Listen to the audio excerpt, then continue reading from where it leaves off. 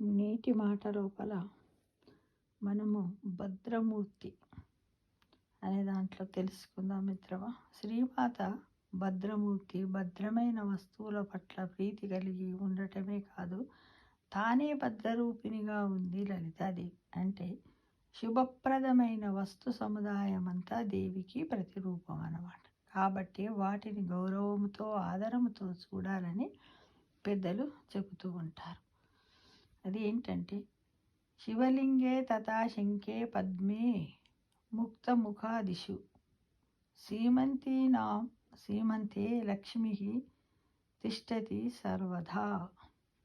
మరొకసారి, శివలింగే తథా శంఖే పద్మే ముక్తముఖాదిషు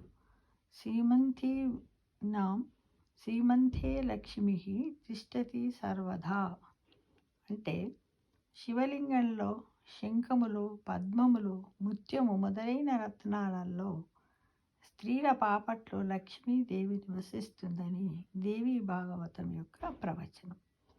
కనుక వీటిని గౌరవించాలి, ఆదరించాలి. విశ్వవ్యాపిని అయిన ఆ లలితాదేవి మంగళకరమైన వస్తువుల రూపంలో ఉంది. లోకానికి భద్రతను ప్రసాదిస్తూ భద్రమే తానై భద్రమూర్తిగా లలితాదేవి ప్రకాశిస్తుందని మనమందరము విశ్వసించాలి మిత్రమా.